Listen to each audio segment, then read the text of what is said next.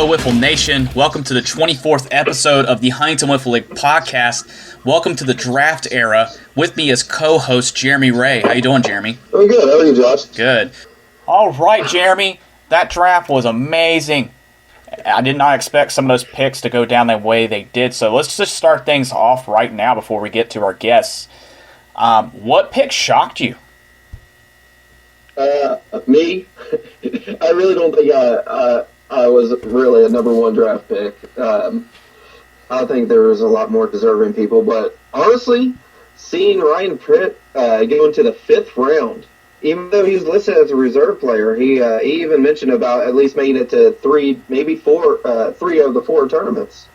So, I mean, he's saying that he's committed to it, but I thought he was still in the 5th round. You going late in the 4th round was a surprise pick. Wyatt, I mean, there's just a lot of surprises that went late.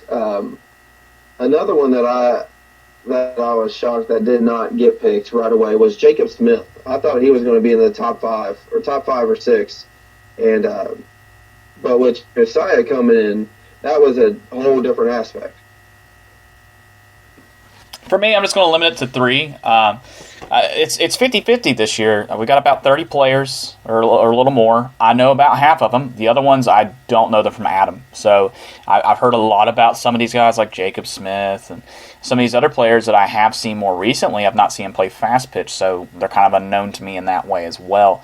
But for me, I would say Josiah Chapman, first of all, entering the draft. I didn't know until about 2 hours before the draft began that he was entering the draft. And then I was surprised that Paul waited till the 2nd round to scoop him up. That was really risky. That's how much faith he had in Jacob Dunkel.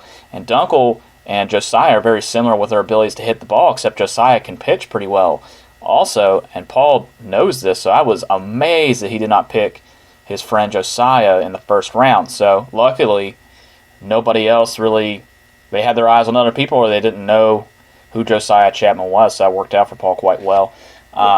Well, Paul had the 5th and 6th pick. Yeah. Well, yeah, he went back to back. So he kind of wrapped around. So I get what you're saying there. Yeah. But I thought he was, with Josiah coming back in, I thought he was going to be in the 1st round. Yeah. But he was just like, I take Dunkel. I was like, oh, okay. Yeah. Next, I have Greg Sowers was dead last. Mikey Saxton was in this draft, Jeremy, and they still picked him before Greg. Rocket Boys picked up Mikey Saxton. They know very well his abilities, and they picked him instead of Greg. Anyway, I would think this was the most shocking thing of the draft as far as picks go.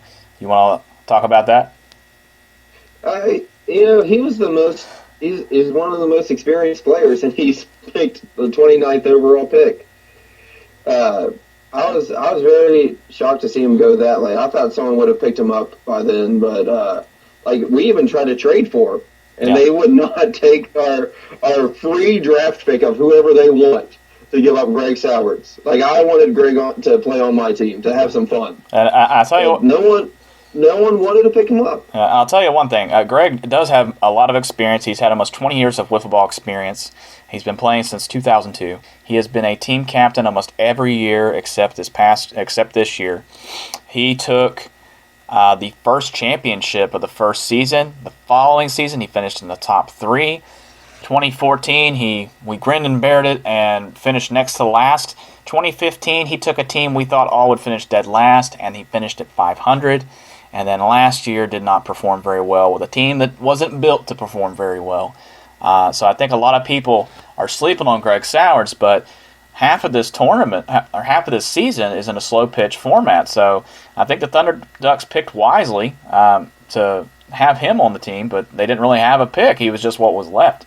Ryan Pritt being the final pick for Wiffle Hit Wonders, I think is also pretty interesting. Ryan Pritt, I don't know if he was always on the reserve list. We have a short list of people that were in the draft that were under a reserve category, which means they're not available every tournament or maybe even half of the year. So they decided that it was wise to go ahead and scoop him up since he was still in there, which shocked me because he's an all-around player. He can pitch, he can hit, he can field, and he'll give you 110%, and he's very knowledgeable about the game.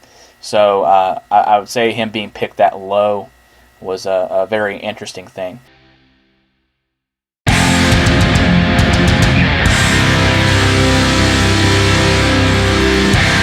We also have two very special guests since we're kind of doing a roundtable thing on this episode. We have Anthony Stidham and Patrick Rayl. How you gentlemen doing? Good. How are you? Good. Patrick, are you still with us? I'm doing well. We're going to recap the draft a little bit. This past Monday, April 17th, the league has reached an exciting new milestone by having their first ever player draft. We streamed it live, and you can view it on our Facebook page or on our website, huntingtonfootball.com, if you missed it. Patrick, I do have some questions for you. How did you feel about hosting the draft party? How do you think it went? I think for something that we kind of, in all honesty, we didn't get a date out there. We had trouble sticking to a date. But with all that, it went really well to have it on a Monday night, the Monday before the tournament starts. And I think we had, at one point we had like 18 viewers watching. And I think that number went up even higher the day after on people watching the draft from our Facebook page. The amount of support we had, I feel like the whole thing went really well. There's a couple things that we need to tidy up when we do it again next year. Okay. Overall, I think it went excellent. I'm glad you said that because my next question is there anything you do different? Anything we can do different next year? Yeah, what would you have done differently if looking back? Looking back, I think I would have selected a new co-host. The one I had was all over the place and spilling beer and just kind of sloppy, really. Yeah, pick a better guy next year. I don't know who that was. But no, I think the one thing, I think we'd be more prepared. I'd like to see all the captains there drafting their own teams, being involved, making those announcements.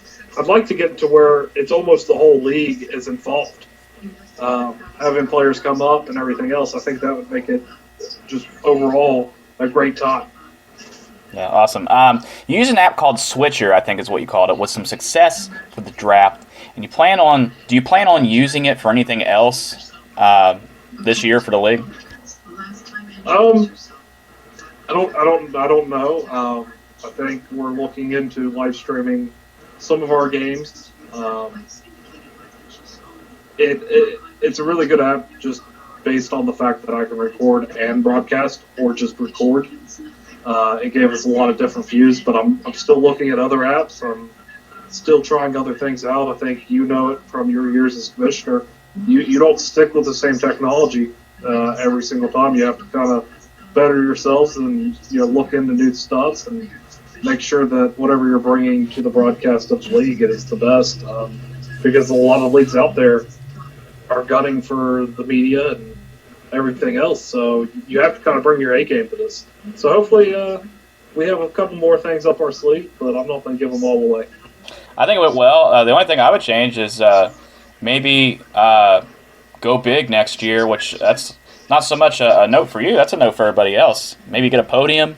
The teams kind of got thrown together this year, and some captains were picked at the last second there. And I think that maybe if they do it ahead of time, they could get some jerseys and maybe do the whole thing like they do at some other drafts. So just some little things, some bells and whistles. But I think otherwise it wouldn't have been much different. I think you guys did a great job organizing that draft. So, Anthony, your friend TJ Harrison only played a little bit last year, and he's back as a captain this year. What can we expect from him? I think just the one tournament, he played pretty well, if I remember right. He played with Make Wiffle Ball Great Again, which is still the best name in Wiffle Ball, I'm sorry. But I think he performed pretty well. He made some dynamic plays in the field. Once he got the timing down, he hit the ball pretty well. So I think you can expect a pretty big season out of TJ this year for sure. Okay. So he picked you third round of the draft. How does that make you feel? And since we are down a player versus the rest of the other teams, do you think Wiffle Hit Wonders will be at a disadvantage? I was happy with my position to be picked in the draft, especially only playing technically one full season and it being a slow pitch season. But, I do have some time under my belt with a half a season of the fast pitch in 2015 and some experience in the NWA regional tournament last year. So I was happy to be as high as I was to have a little bit of experience.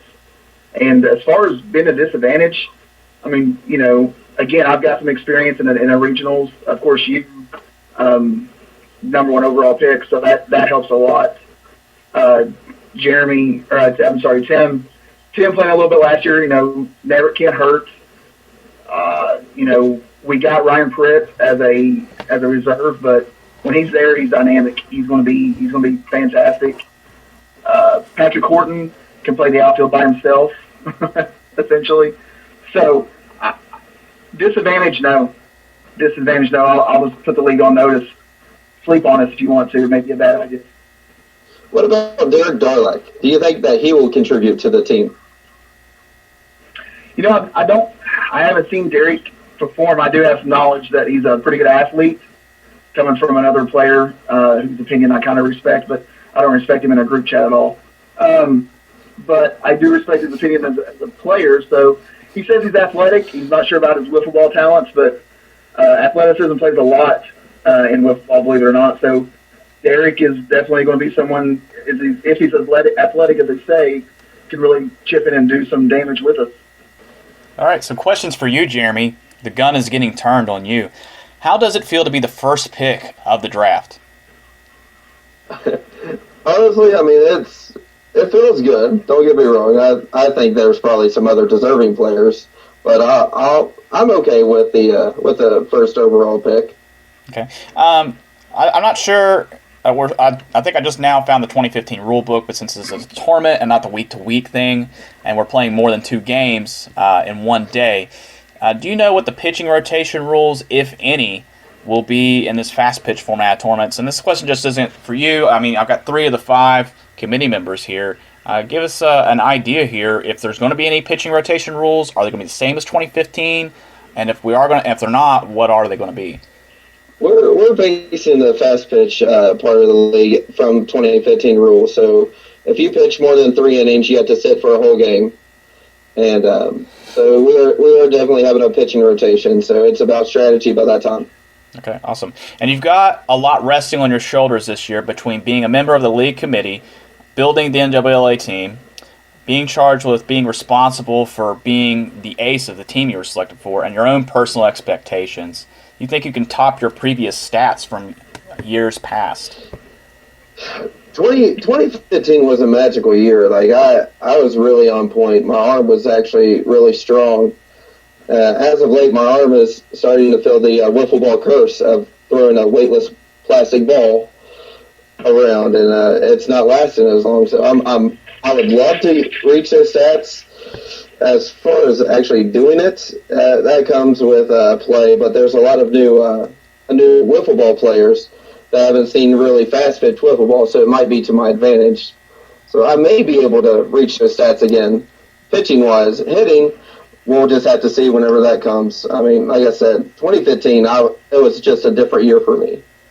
Okay, awesome. We're going to take a quick break. When we come back, we're going to enter a 5-question roundtable section. It's going to be a free-for-all.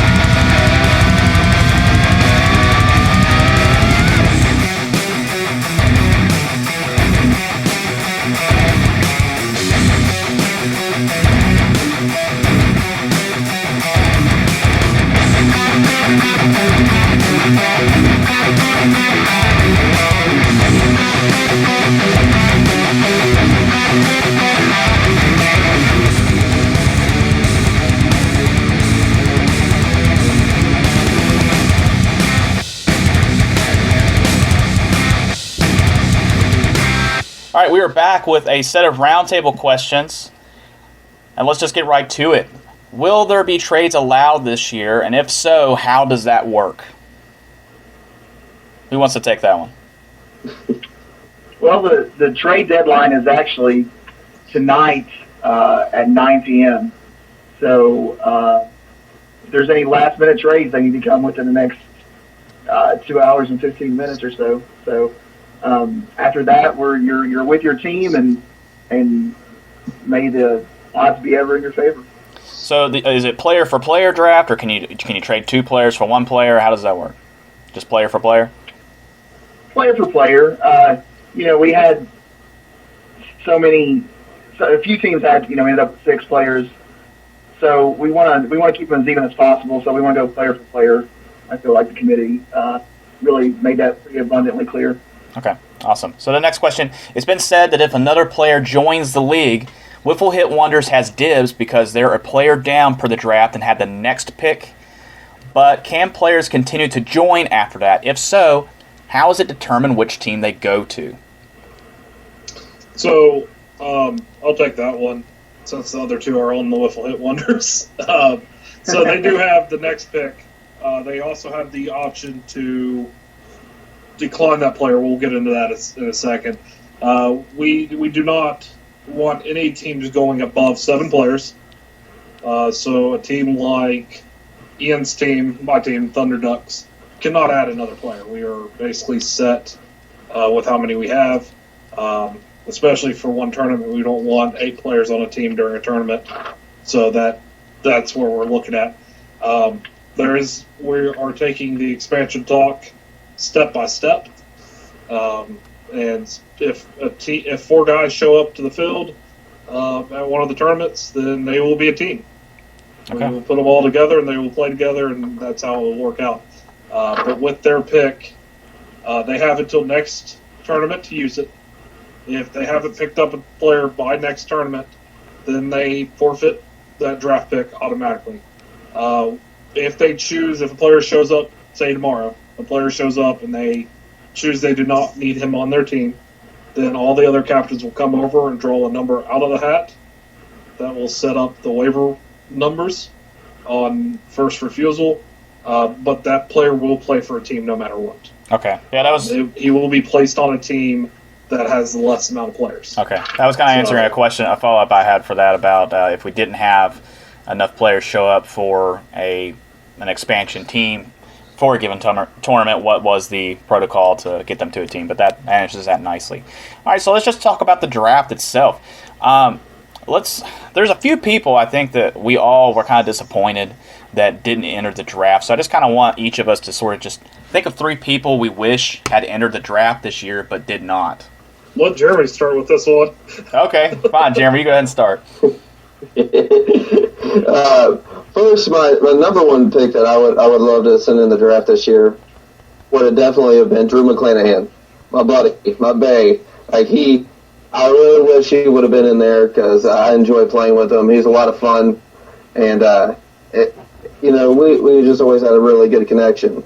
My next one would have been Brian Ball because he adds a whole dynamic to just the playing field in general. He can hit, he can field, and he always makes a lot of amazing plays. And so having him there, it was always exciting to watch him play. Another one that I hope would show up is Stephen Atkins. I really enjoy seeing Stephen Atkins there. Like, he's a lot of fun. He can pitch, he can play the field. He can hit. And so that's a lot of players that I got to know in 2014 that I would actually like to see come back for 2017. My first player would be also Drew McClanahan because he's been this mythical unicorn since I joined the league that I've never met. I hear Jeremy Ray just slurping on him all the time. I really would like to meet this guy. Jeremy is just high on a horse for him. So, Drew, if you're listening, please come out. We got the next pick. You can play with your bae, and we'll dominate. Come on out, man. So my number 2 pick would be Ronnie Canterbury. Ronnie is, I don't really care how well he plays, how well he pitches, how well he hits. He's just a good time. Ronnie is just a good time no matter what he does. He's a decent pitcher. I do remember that from my little bit of time in 2015. But Ronnie's definitely somebody I miss. And with the fast pitch tournaments being implemented this year, I really hope that he would show up, but unfortunately that wasn't the case. And My third one is maybe someone unknown to the league, but for you guys that played on the 2016 Amy for Africa tournament, Brian Church, who's been my lifelong best friend, he really performed well in fast and slow pitch in those tournaments in Ashland. He's a decent fielder, pretty good pitcher, really, but he would be somebody that I think would really contribute to our league and have a great attitude and could be someone that could join a team and really do some damage. So, Brian, if you're listening, come on out, Bubba. We got a slot for you. I have to agree with the Brian ball pick. I think Brian is really fun to watch play, and then also to play against. He's really he enjoys the game, and I wish that he'd be able to come out and play because I think it's always fun to watch him play, and he makes some highlight plays, and he's one of the few that gives 100% the whole game. That's how his competitive drive works, and it's always fun to just sit back and watch. Somebody else that I'd love to see come back is I'm not included as one, but they're two. Is the Blatt brothers? I always had a weird relationship with Zach, so but his brother, he played half of a season, Josh. I think. Yeah, in 2014, the first half of the season. But he had probably one of the best knuckleballs during fast pitch. He did. I think anybody's ever seen. And so I know now he has kids and he kind of like backed out, and that's the reason. But the last one is Stephanie Sadler. Ooh, that's a good one. She probably would have went ahead of me in the draft. So who didn't? That would have been something fun to watch. I actually thought of one other player. I know we only said three, but the 2014 the 2014 sit on my base duo of Dorn, Brad Washburn, and Kevin Chatton. Ooh.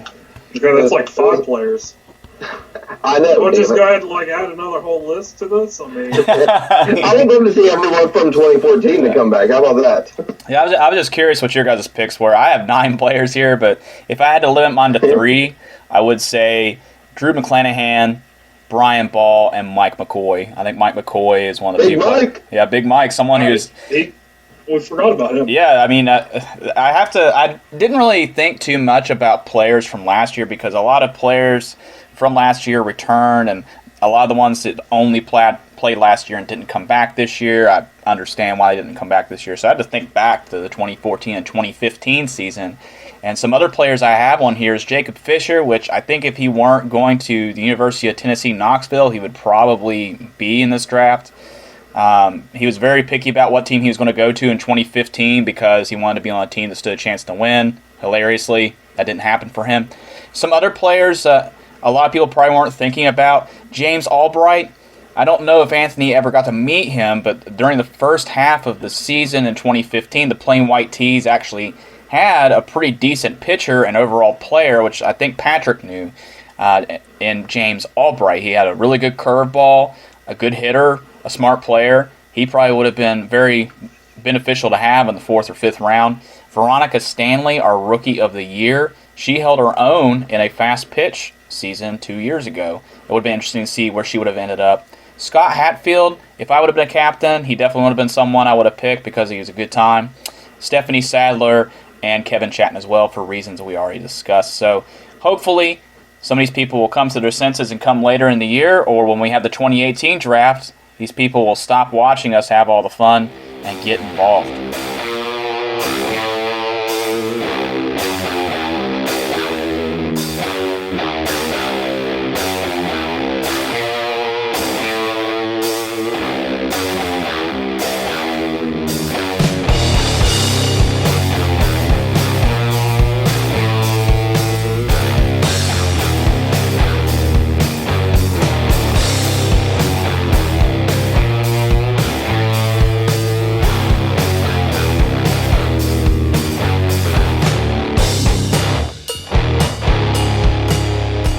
didn't watch the draft, we got 5 teams this year. Wiffle Hit Wonders is captained by TJ Harrison. He picked Jeremy Ray, Patrick Horton, Anthony Stidham, Derek Darlack, Ryan Pritt, which is a interesting pick because he's a reserve player. Thunder Ducks, which is Ian Handy's team, picked Bryce Clark, Josh Blair, Sean Harmon, Nick Stump, Patrick Rayl, and Greg Sowards, the last pick of the draft.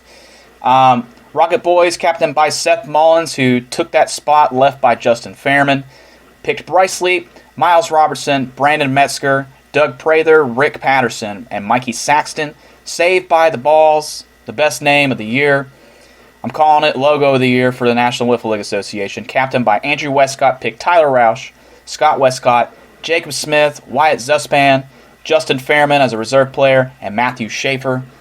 Asthmatics, the only team from the year besides the Rocket Boys from a previous season. Captained by Paul Hessen. His first pick was Jacob Dunkel, then Josiah Chapman, Joshua Ross, myself, Josh Smith, Sean Huffman, and Scott Taylor. So, a lot of familiar faces and new people that none of us know anything about. So, I mean, let's just get to it. Who do you guys think is going to win it all? I think Andrew's team, Saved by the Balls, they have a really good chance. I really think it might be a duel between him and the Rocket Boys, going forward. Every team is kind of like well-rounded, so it's hard to really pick one specific team that's going to win it. But based on what I see, I really like how Andrew entered his drafts. I think they may run away with this one. What about you, Anthony? Who do you think is going to win it? I got to agree with Jeremy. I tossed up the Thunder Ducks and Saved by the Balls back and forth for a while, but I think that Andrew's experience and his brother and just the talent he has on the team will edge out the Thunder Ducks. And his draft, like Jeremy said, he drafted well. He came prepared. He had his little folder and he was just ready to go. Ready to go. I'm surprised he didn't already have a jersey to have his picks take pictures with. What about you, Patrick? Who do you think is going to run away with it this year? Honestly, I have to go with our team. Just the Thunder Ducks. I think the question on most of these teams, except Jeremy's team, is who's going to be able to do the fast pitch. But I think the scariest team, in all honesty, is the Rocket Boys in the slow pitch category. You look at Bryce Lee, Miles Robertson, Brandon Metzger. They all hit the ball very, very well. The only question that comes up is how are they going to do in fast pitch? So I think that they will be a number 2 team. And then another thing that we've seen, Josh, is Paul's ability to find pitchers out of thin air. I think he might have one. I've never seen him so confident in not pitching as he is this year in the captain's thread. So either Josiah Chapman's going to come back and pitch, which he's a really good pitcher. Yeah. He was very underrated. Or the new guy that he drafted, if I could remember his name, Josh Ross. Yeah. Is maybe he's a really good pitcher. So I think Paul might surprise people too. Okay, I'm going to have to go with Anthony and Jeremy on, I believe, Saved by the Balls could run away with it. On paper here, in slow and fast pitch, they just seem to be the most stable. Even with Justin Fairman being a reserve player, I have no idea how much he's going to be playing. He was their 5th-round pick. But I don't know if Tyler Roush can pitch at all. I don't know much about Wyatt. I know Scotty has some pitching experience, but I do know 3 or 4 of those guys for sure can hit the ball, hit it well, hit it consistently, and hit it far. So I believe offense could be what really determines the pace of this season, because we have half the season is slow pitch, so that's the hitting extravaganza that goes on, and where we are not coming out of a fast pitch season, we haven't had a lot of people practicing their pitching over the offseason. So it's going to be a year to grow on when it comes to pitching. So I think hitting is going to be what matters most this year in both styles of tournament. I'm going to go ahead and go down my list. I'd be interested in what you guys have as well. For number 2, I've got Wiffle Hit Wonders. I don't think it matters at all that they're a player down. They picked very smart picks. TJ Harrison is not a slouch. He played on my team last year for a little bit. It took him a while to adjust because he'd only been playing softball and baseball, but he learns quickly. Made some very smart picks with Jeremy, Pat Horton, Anthony, Derek Darlick. I've heard a lot about him. And then Ryan Pritt, when he'll show up, he'll be very effective to have, and he has tons of experience. I've got Thunder Ducks for number 3, Patrick's team. Ian picked Bryce and Josh.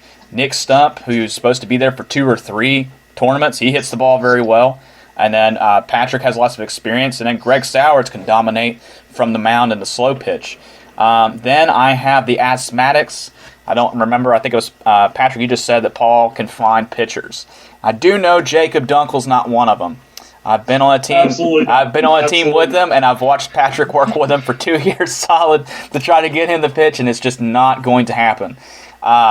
Josiah Chapman is just a good all-around wiffle ball player. He played in my old league in 2005, and he just keeps getting better. He crushes the ball in fast pitch, and I'm sure he'll crush it in slow pitch. We'll probably need to buy extra balls just for the games he's playing in. But he can also pitch. I've heard a lot about this Josh Ross guy.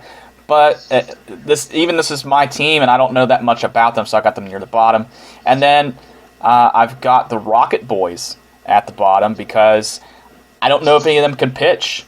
Bryce Leap is playing high school, or I think he's a college baseball player right now, but I don't know if he's a pitcher. I don't know anything about it. Miles is a pretty good slow pitcher. Brandon, I think, has been pitching in the intramural league at Marshall, but I don't know what his capabilities are. Rick Patterson, another really good slow pitch pitcher. He pitched a no-hitter last year versus a team. So I think he pitched a perfect game. Perfect game. So I think even though I have the Rocket Boys on the bottom, I'm thinking more about fast pitch rather than slow pitch. I think this could turn completely upside down when you go to slow pitch because the Rocket Boys are absolutely stacked for a slow pitch team. So before I get you guys to give me your 2 through 5 rankings on how you think people will finish for the year, do you think some of these teams will perform vastly different in slow pitch than what they will in fast pitch, or do you think a good team's a good team and they're going to end up where they're going to end up no matter what kind of tournament we're playing? I think regardless, if you have a good team, you have a good team, and where you start off is where you're going to finish. Because we went in last year and we ended up winning the league with the same pretty much core that has played fast pitch going into slow pitch. So if you have a really good team that can hit fast pitch, the slow pitch kind of transitions too. And I think it's, if you have a good team, you have a good team. I wouldn't say you went in with the same core, though. You added players every single week to make it. Me, Scotty, and Andrew, that's your core. Yeah, but let's add Paul, let's add Brian, let's add Ryan. Let's just keep adding until we get that way. Yeah, we added Ryan. Ryan played with us more than just once. Ryan played with us for 3. I will give you that. He did. But so with Justin and Rick. I'll say, not to run away from what Jeremy said, but I have to go the opposite way. I think that slow pitch is a total different ballgame than fast pitch, playing 2 differently. I've done it both ways, obviously, like everybody else in this podcast has, but it was a total different experience when I got to regionals and seeing some of those guys, and coming from 2015 and coming into slow pitch, I've seen them ball so much better. But I think some of the teams, like Josh touched on, the Rocket Boys, who we don't really know a lot about when it comes to fast pitch, I think they may struggle a little bit, but they will definitely make up their ground in slow pitch because they can crush the ball.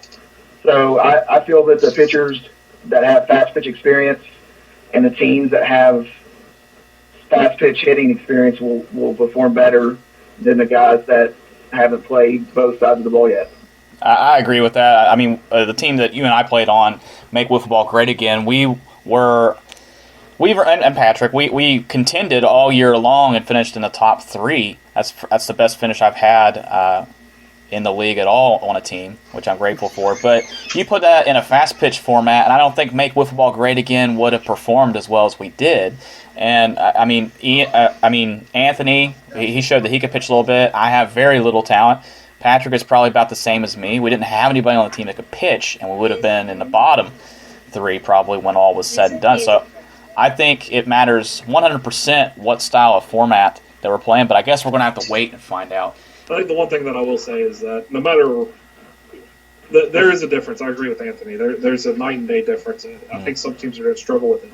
But I think with this 5-team format, while it's not where we want to be in the long run, it's going to be some intense games. No matter who they're playing, there's not a matchup that you're looking for. You're going head-to-head with some really good players no matter what. I think we're going to see the most competitive wiffle ball out of this league than we've ever seen. Yes, it's only 5 teams, but it's going to be highly competitive. Oh, yeah, these teams are stacked, too, and I think they took both formats of tournaments into account as they made each pick. I think they got their fast pitch people early on, and then they really started going with what they know from last year in the later rounds with their slow pitch picks. So it's going to be interesting. I put it to any league out there, put them on notice. You're not going to have a more interesting season than us, period. I started out with Andrew, Save by the Balls, number 1 for sure. Like I said, just his experience and his team's experience puts him up number 1. Thunder Ducks, I think, with Bryce and Josh and Ian both having NWA experience in the regionals, and then Bryce just being a dynamic player, I think that he adds something to that team. So I put them at number 2. Wiffle hit wonders at 3. I think we're pretty well rounded, and once we find that next player, and we will push the top, I think that other teams should look out for us. So I'm not going to put us down to the bottom for sure. At 4, I'm going to put the Rocket Boys in, just because they have a core they've stuck with thus far and played in other tournaments and done really well. And I think, like I said, they're going to make up their ground in slow pitch. They're going to dominate slow pitch like they always have. And I hate to, just because for me, it's like 4A and 4B with Asthmatics and Rocket Boys, but I want to put Asthmatics at 4 or 5. I'm sorry, just because I think that without Paul pitching, which he has control issues, but he throws pretty fast. If Paul's not going to pitch, I think he hurts his team that way. So if they have a 1-2 punch with Josiah and Paul, they may move up the rankings. But for me, I think that they're sleeping in the basement right now. In my power rankings, number 1, I'd have to go with us Thunder Ducks. I just can't vote against my team. Even if we are the last place team, I still think that I have to rank them number 1. Number 2, I could see Asthmatics. I think that they're a dark horse pick, so I'm going to go with the dark horse. I think if Paul shows up and Josiah shows up to every game, I think they're a great team. Dunkel's a great hitter, fast pitch or slow pitch, and he's a great fielder. I think he's an all-around player that's going to really take that team over the top. So I could see them battling for a championship every single tournament, no matter fast pitch, slow pitch. I could see them in there. Number 3, I have to go with Wiffle Hit Wonders. I think with Jeremy on that team, he's a great hitter. He's a great all-around player. I think you have some really good picks in Patrick Horton, and Anthony really shocked everybody. I think that's not even an overstatement. He did really well at the NAA tournament at regionals, and I wish I would have known earlier that he could have pitched, and maybe I should have listened.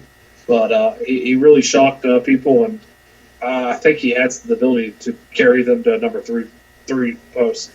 I think number 4, even though it's really low, it just shows how competitive this league is. I think it's Saved by the Balls. I think that they're a great team. They can hit the ball. I think there will be no doubt that they will be leading a lot of batting categories. But when it comes to fast pitch time, who's their fast pitch pitcher? Scotty was a good one. Andrew had control issues at regionals. I haven't seen Tyler Roush. I played a couple times with him. I have never seen him pitch. I know why it's not a pitcher. So really the question is, who's going to pitch? Maybe Justin Fairman, if he shows up. So it's going to be very interesting. So 5th team, obviously, is the Rock Boys. I think it just comes down to the 2 tournaments of fast pitch, who's going to be the fast pitch pitcher. And I don't think Bryce is making the first tournament. He's playing college baseball right now. So they're down a key man on the first tournament. That's going to hurt points. And and they're very young. They don't have the experience that a lot of these teams do. I think that factors in a lot. So, my rankings, I'm still going to stick with my gut feeling and knowing that, knowing the players that are coming into it. Saved by the Balls will be number one. Absolutely, they're just the most all around team that I think that can pitch, because Andrew can pitch, Scott can pitch, Jacob Smith was listed as a pitcher, so they do have pitching on that team, and pitching is very key in fast pitch. It's hitting the zone and hitting the zone consistently, and they have a lot of hitting, a lot of hitting, and if you're just like lollipopping it in on them for fast pitch, I mean, they're just going to send everything out, especially Andrew. Andrew's always led the league in home runs, and if one comes into him like the size of a beach ball, he's going to send it over the fence. My number two, I'm not counting them out, but I think it's going to be the Rocket Boys. I just think that they have a lot of experience, and plus they have Brandon Metzger and Doug Prather, who went later on in the rounds, that I thought were steals for them. And I really do think that they are going to come in and shock a lot of people. Next one is going to be Wiffle Hit Wonders, only because that you have the most experienced pitcher on the team, and that's point blank going to be a big difference whenever it comes to tournament play, because I mean you can save your big arm until tournament play. Just see who can pitch around in the pool play, and then start your big arms in the tournament play. So I think the Wiffle Hit Wonders have with me as their big arm. I think we'll do all right, and plus we're all right with hitting and slow pitch. So I think we're gonna be all right. Next, I want to say it's probably going to be Thunder Ducks. Ian's not a bad pitcher. Like, he can actually pitch quite well. Josh Blair can pitch once he actually hits the zone. And if you need to throw somebody in there, Greg Sowers is always available to throw in for relief, bringing the Wild thing. And then Paul's team will be, the Asthmatics will be the fifth team, based on can they hit the zone. And statistics show no, they can't. And that's why I think that the fast pitch is what's going to hurt them more than help them. So with my rankings, it's going to be definitely Saved by the Balls, Rocket Boys, Wiffle Hit Wonders, Thunder Ducks, and then the Asthmatics. Patrick, would you care to go ahead and remind our new listeners how this season-long point system works that we use to determine who the champion is of the year? Absolutely. We came up with the point system last year just in case teams didn't show back up. What were we going to do? Or if we had new teams, how were we going to make it fair and competitive for them to possibly win it?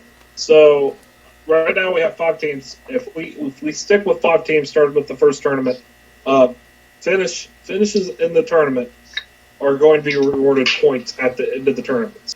First place is going to get 50. Second place is going to get 40. Third place is going to get 30. Fourth place is going to get 20. And last place is going to get 10. Now, how we're going to settle that is based off of your ranking going into the tournament. So if you're a first-ranked team and you lose in the first round, you're going to be the higher finisher in that round. The first tournament's going to be a little bit different on how we do our tournament format, and I'll explain that in a second. But if there's not a loser bracket, that is how it's going to be finished. And then where you finish at depends on where your points are at. Patrick, the high is 52 degrees, and it's 9% chance of precipitation on Saturday on tournament day. We didn't get rained out all last year. So are we going to get rained out? If we are rained out, what is the plan on when that tournament will take place? We are not going to get rained out.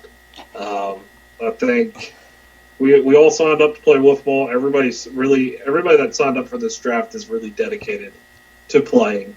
And a lot of them don't care if it's raining. I think we're going to do everything we can to get the games in on Saturday, just because weekends are hard for everybody. Everybody has a life outside of football, and trying to take away another Saturday is just never really an option, especially with everything that goes on in the city with other things that we're competing with.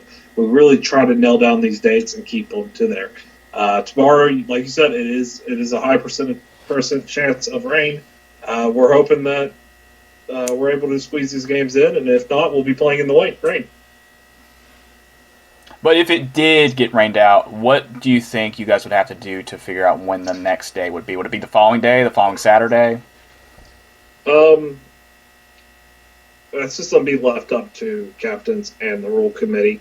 We put it to captains first, and then the rule committee makes the final decision.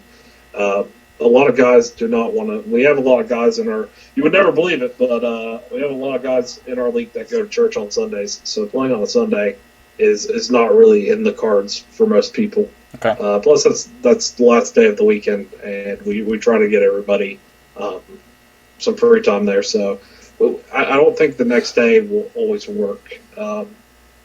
Maybe the next week, maybe a couple weeks down the line. It's a situation by situation basis.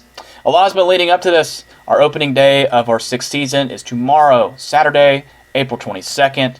Be there. We're not only putting our episodes on our YouTube channel now, but we're also putting them on Podomatic so that our more on-the-go listeners can listen without using a ton of data watching a YouTube video. Find our new episodes at www.huntingtonwiffle.podomatic.com, and there you can download the episodes or listen to them on the player online or use the Podomatic app for Android or iPhone. Our next episode, we will be recapping the April tournament and have on some new guests that we've never had on the show before. We're trying to mix some things up this year. Maybe even have a new co-host on the program. A lot of exciting stuff.